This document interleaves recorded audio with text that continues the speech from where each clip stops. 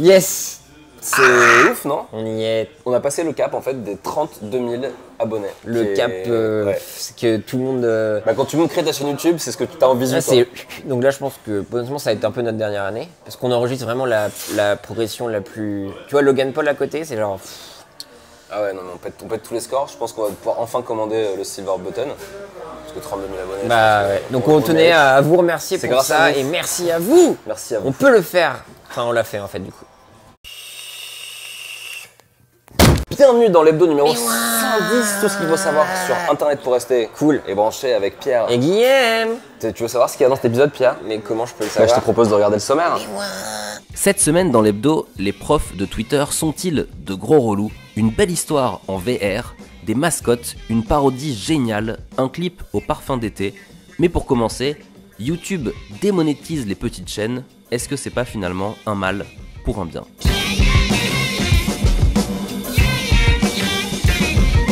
Coup de tonnerre sur la plateforme YouTube cette semaine, Guillaume. Et oui, suite aux récentes polémiques, suite aux récents retraits d'annonceurs, YouTube a décidé de changer un petit peu les conditions pour prétendre au statut de partenaire. Alors qu'est-ce que c'était être partenaire YouTube?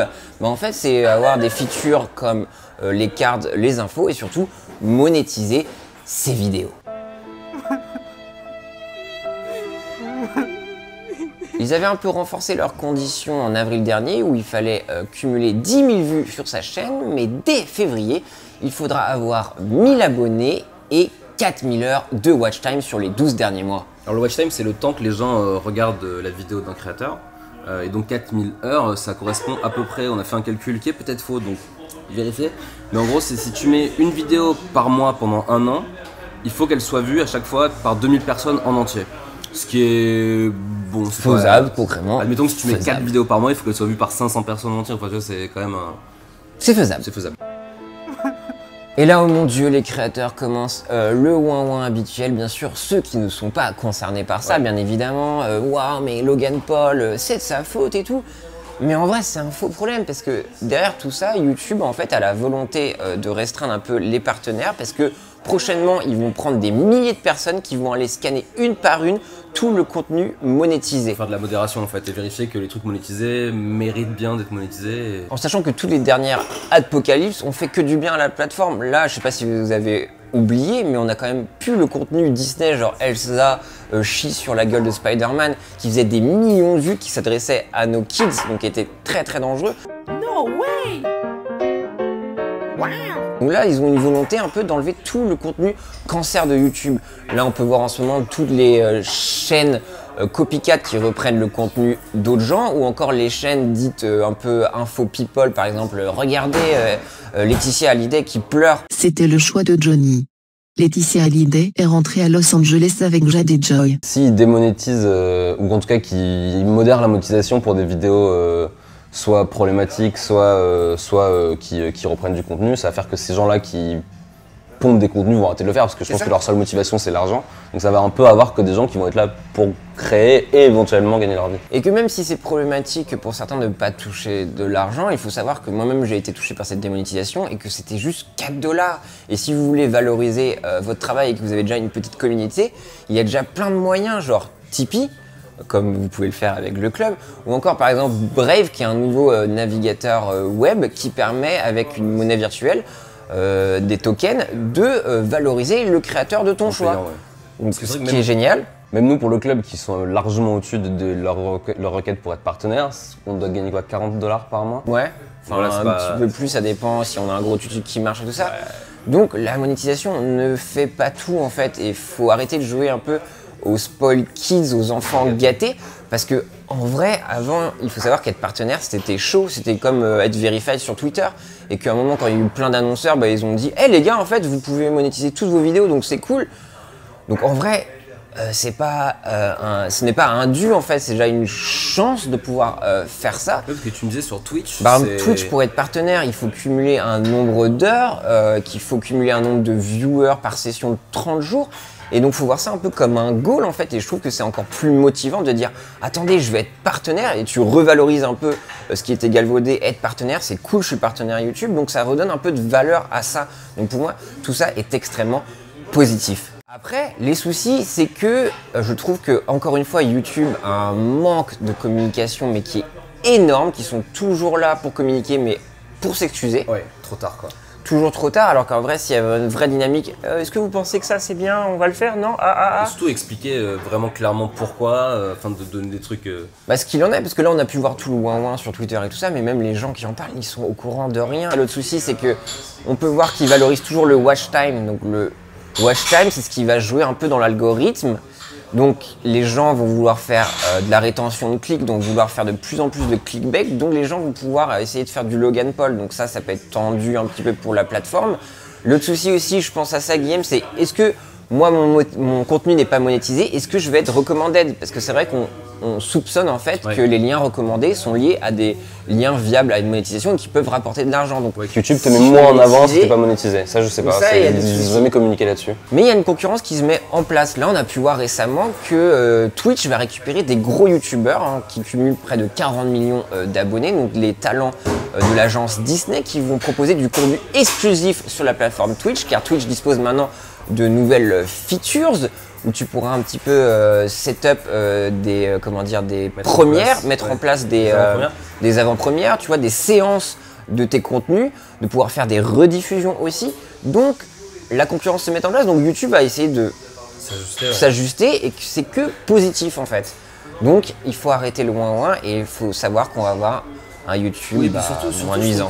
Enfin, en tout cas, pour l'analyse de ce qui se passe là, se dire que YouTube veut que vous fassiez moins d'argent, enfin veut que les créateurs fassent moins d'argent, c'est bête parce que dans la vraie vie, YouTube, ils adoreraient mettre des pubs partout parce qu'en fait, c'est leur gagne-pain. Donc en fait, il faut plutôt voir le truc sous ça les fait chier de démonétiser tout ça, mais qui sont obligés de passer par là pour conserver les annonceurs. Et surtout qu'au-delà de ça, YouTube va mettre en place aussi des systèmes de type aussi, donc ils pensent aussi aux créateurs.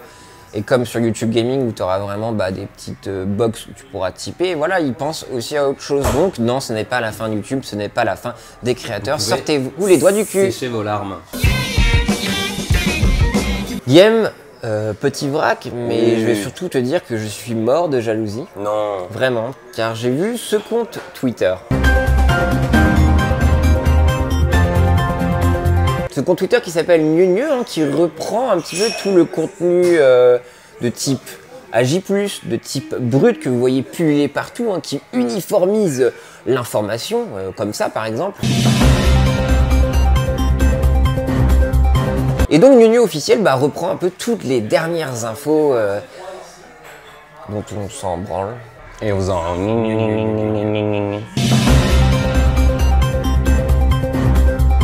Donc j'ai envie de crier au génie, Guillaume, tout simplement, je suis jaloux. Moi, je voulais parler d'une belle histoire, peut-être, on peut dire ça, qui est arrivée sur le VR Chat. Peut-être que tu peux juste dire ce que c'est rapidement. VR Chat, pardon, c'est une espèce de Second Life en réalité virtuelle où tu peux voir plein de gens. C'est ça, avec des avatars qui discutent entre eux, et ça a été un peu problématique. Mais là, il y a un truc un peu cool, je pense, qui s'est passé. En fait, il y a un des membres du chat qui a fait une seizure, une crise d'épilepsie. On va pas montrer toutes les images parce qu'elles sont un peu perturbantes, donc on vous laisse aller les voir si vous voulez. Mais en gros, il s'est allongé et il commençait à convulser. Et ce qui est assez impressionnant, c'est qu'en fait, comme il avait tout son équipement VR, son personnage était allongé, convulsé, et tous les participants n'ont pas compris ce qui se passait, et ont commencé à l'aider en fait. Donc ça a donné des scènes un peu particulières où il y avait un Morty et deux Pokémon qui étaient en train de dire « ça va mec, tu vas bien ?»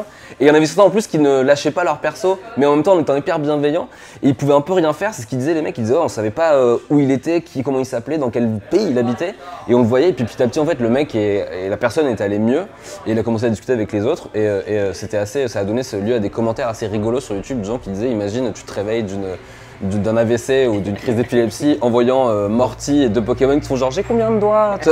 D'ailleurs un youtubeur en a profité pour le mettre sur sa chaîne et sensibiliser les gens à l'épilepsie, donc finalement une belle histoire à la fin. Bah ouais, de la bienveillance qui nous manque. Ah oui. Et moi j'ai envie de vous rediriger vers mon compte Twitter fave ever de l'année dernière, mais que je vous partage, qui s'appelle Mondo Mascotte. C'est un compte Twitter dédié au monde, à l'univers des mascottes japonaises, car il faut savoir qu'il y a des mascottes pour tout, que ce soit pour une station d'épuration, pour telle ou telle marque, pour telle contrée du Japon, pour telle province.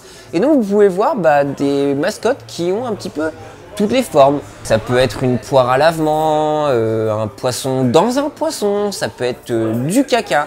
Après aussi, ils peuvent être dans des situations rigolotes. Ils peuvent par exemple déblayer de la neige ou encore aller chez le coiffeur. Je vous mets plein d'illustrations, mais je vous invite vraiment à aller regarder ce compte Twitter, à le suivre et aller checker aussi le site internet. Vous n'allez pas le regretter. Pierre, aujourd'hui, je voulais parler dans l'hebdo d'un truc qui est un phénomène un peu chiant sur Twitter et qu'on a vu se développer petit à petit, qui sont les profs casse-couilles de Twitter. Tu vois ou pas? Bah oui. J'en parle parce qu'en fait, récemment, il y a eu un tweet relayé par une journaliste d'un pote à elle qui était prof. Déjà, ça, c'est louche un peu quand même. Déjà, c'est un peu louche parce qu'il n'y a pas vraiment la source. Le ou la prof parlait en fait qu'il ou elle avait essayé de faire lire Les Royaumes du Nord. Je sais pas si t'as lu ce livre de Philippe Pullman, si je crois. Moi, je l'avais lu quand j'avais 12 ans. En disant, alors lui disait, moi j'avais adoré lire ce livre quand j'avais 12 ans. Je me suis dit que mes 5e allaient adorer aussi. J'ai vraiment tout fait pour essayer qu'ils s'y intéressent et ils en sont tous battus les couilles. C'est vraiment des sales merdes, en gros. Et au-delà de ça, c'est des merdes parce qu'ils n'arrivent même pas à le commander. À le commander sur Amazon.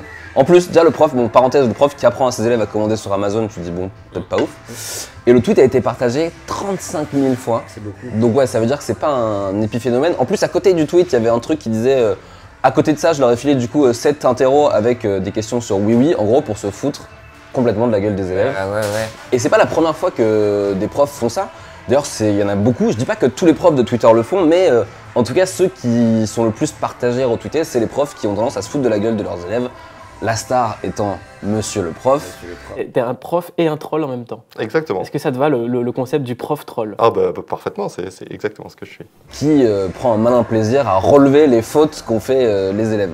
Et qui sont partagés par des gens plutôt âgés, qui se moquent de ça. Et moi, ça me rend un peu ouf, tu vois. Parce qu'en fait, je trouve que déjà, si j'avais un fils ou une fille, ça m'énerverait de savoir que le prof peut potentiellement se foutre de sa gueule sur Twitter. D'autant que le rôle du prof, c'est peut-être justement d'éviter que les élèves disent des conneries. Et j'ai remarqué que dans le post initial partagé beaucoup là, dont on a parlé, déjà le prof il dit j'aurais aimé qu'ils s'intéressent au Royaume du Nord. Mais est-ce que ton rôle en tant que prof c'est de les intéresser? Et est-ce que s'ils s'y intéressent pas, c'est pas toi qui as raté? Bah c'est ça. Tu vois, parce que en tant que bon prof, si c'est toi qui échoue en fait. Surtout pour un livre qui est facile d'accès comme Les Royaumes du Nord, qui est plutôt sympa avec des ours, de la fantaisie et tout, c'est pas. Donc si t'as raté ça, c'est quand même que. Tu vois, c'est un peu comme si moi, là, en sortant du. Tu sais, quand tu fais du stand-up, des fois, les mecs ils rigolent pas et t'as deux options. Soit tu te dis, bah merde, j'ai raté, j'ai pas réussi à les faire rentrer dans mon truc. Soit tu te dis, ouais, c'est vraiment que des cons, ils comprennent rien à ce que je dis. Ou quand tu fais les soirées Google en tant que DJ, là où là, et tu dis, ah bah bon, les bandes de connards, ils ont pas dansé. Ils veulent pas danser quand je mixe. Exactement. Exactement, Pierre. Et tu vois, ils les appellent, alors j'espère qu'il a pas dit ça en vrai, mais ils appellent les assistés de merde dans son truc. Ouais. Est-ce que c'est pas le principe de l'école d'assister des élèves? Tu sais, c'est vraiment, c'est pas. Les élèves sont les assistés du prof, ouais, de les accompagner. Donc voilà, ça m'énerve un peu. Et est-ce que toi, Pierre, j'ai une question à te poser. Tu penses qu'il y aurait eu un de tes profs dans ta scolarité qui aurait pu avoir un compte Twitter et se foutre de ta gueule? Est-ce que vraiment? Non, il y en avait un gars qui était très énervé, mais qui nous insultait en direct en fait. Et c'est ça qui était beau, et c'est ça qui était dans le bon temps, tu vois, c'est que c'était tac au tac. Je me rappelle, il nous jetait des choses. Je me rappelle, ça s'est poursuivi dans les couloirs où un élève l'a poursuivi avec une paire de ciseaux. Mais au moins, tu vois, il y avait un côté franco, tu vois, il n'y a pas une lâcheté. Le côte exutoire où les profs, tu sais, qui sont genre bouillonnants et qui vont aller se répandre sur Facebook. Puis la majorité sont anonymes. Ouais.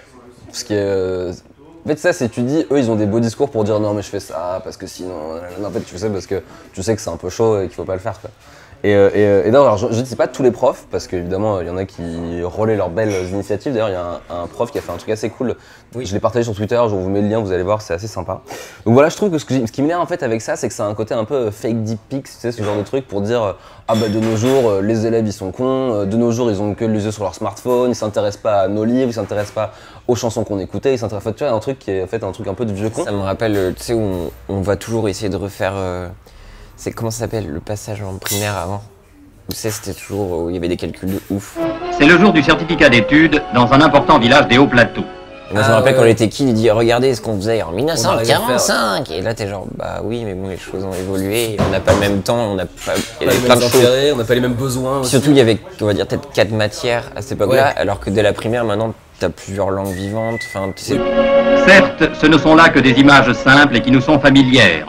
Une frimousse de gosses penchée sur une narration laborieuse ou sur un problème épineux de trains marchant à la même vitesse et qui vont à la rencontre l'un de l'autre. Et du coup, moi je trouve que le rôle d'un prof, c'est plutôt d'essayer de comprendre qu'est-ce qui intéresse les élèves de son époque et de composer avec, pas de laisser de les forcer à lire, enfin ce qui est bien quoi. Déjà, moi, de pouvoir être aussi flex et de proposer un truc sur Oui Oui, donc ça veut dire que derrière toi, bah, tu as une école flex. Bah, au lieu de faire un truc Oui Oui, bah, tu fais un devoir qui implique Joule, mais qui intéresse les élèves, mais au final, tu as une base de calcul ou un truc qui t'inculque quelque chose en fait. Et c'est à lui de s'intéresser s'il a cette flexibilité intéresse les gens. Moi je me souviens que la meilleure prof d'anglais que j'avais eue, elle nous a regardé des épisodes de Friends et en VO, et puis on les traduisait, on regardait des trucs, et du coup nous c'était un truc qu'on regardait donc on était hyper contents. Ou des clips de Christine Aguilera, j'en sais rien. Et du coup on apprenait plein de trucs plutôt que de snobber et dire genre ouais c'est de la merde et tout. Voilà. Donc ça Pierre c'était... Coup de gueule. Ah, coup de gueule.